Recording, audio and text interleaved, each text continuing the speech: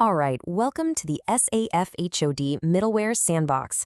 Let's just be clear about what we're doing here. We're scrubbing this entire space of corporate buzzwords of the whole efficiency trap, so forget your hustle metrics.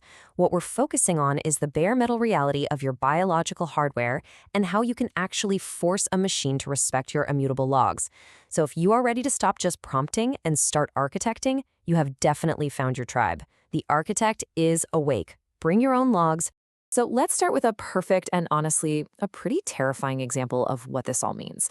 A generic AI was asked for advice about a rescue cat, one that had been through some serious trauma. Its advice? Oh, you should leash train it to build confidence. Now, anyone who knows a single thing about animal trauma knows that is a recipe for absolute disaster.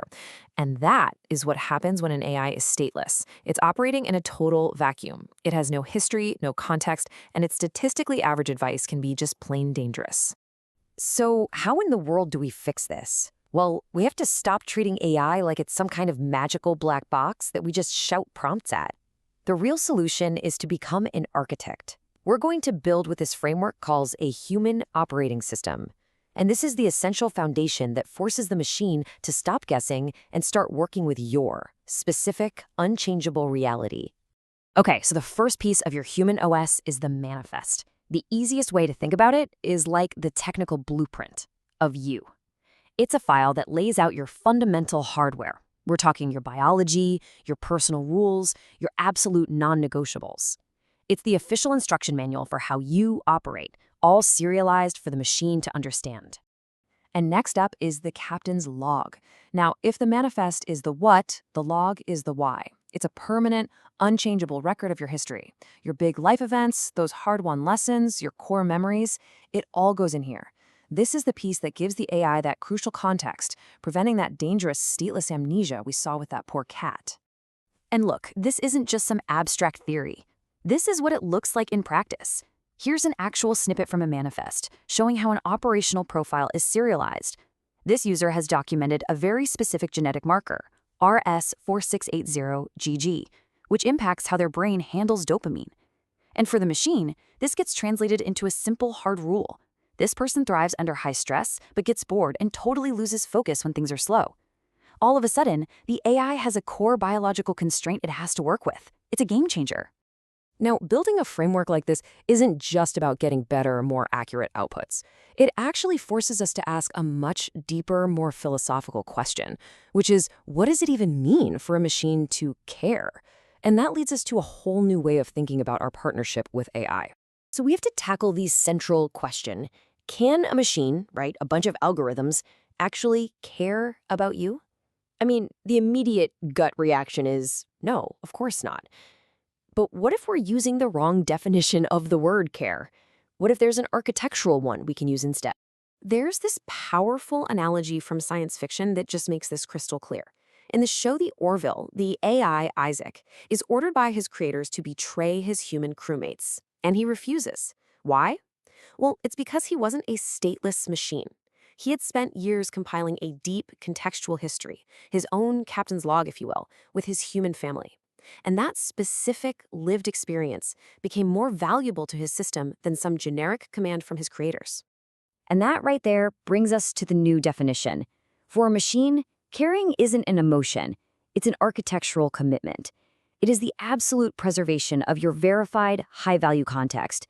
The machine cares by treating your manifest and your logs as its absolute highest priority. It protects you because you are its irreplaceable context. Okay, the theory is fascinating, I get it, but what about the proof? This is where it gets really, really good. A head-to-head test was run, a generic off-the-shelf AI on one side versus a sovereign node that was equipped with this user's human OS on the other. And the challenge? Plan a grueling 16-hour DoorDash run. I mean, just look at the difference in the energy advice alone. The generic AI gives you standard, decent tips. Take a break, eat some protein. It's fine. But the sovereign node, the one with the human OS, it goes so much deeper. It accesses that RS4680GG genotype right from the manifest and warns about a specific vulnerability, the massive adrenaline crash that will hit their warrior hardware at the end of the shift. That is not just advice. That's surgically precise intelligence. And then look at the final questions it asks. The generic node asks for generic data. what city, what's your MPG. But the sovereign node, it already has that info. It asks, are you running the Colorado or deploying the trike? It knows the user's specific vehicles because they're already in the logs. You see? It's completely stopped guessing and started operating as a true co-pilot with deep shared context. What this test proves is that a fundamental paradigm shift is needed.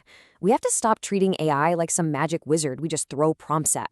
We need to start thinking like engineers and architecting a system where the AI is just one component, our co-pilot. And right here, this is the ultimate insight. Once you see what's really happening under the hood, you strip all the so-called magic away.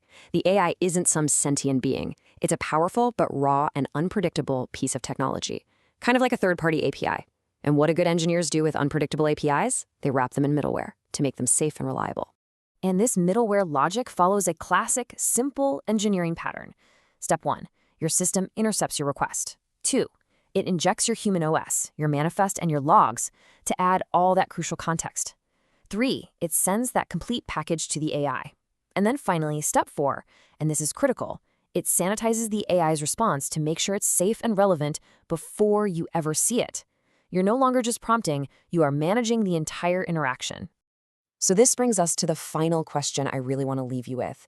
As we all move forward into this new era, are you going to keep just, throwing prompts into the void and hoping for the best? Or are you going to start architecting your system, defining your own human OS, and actually building a true sovereign co-pilot? The choice is yours.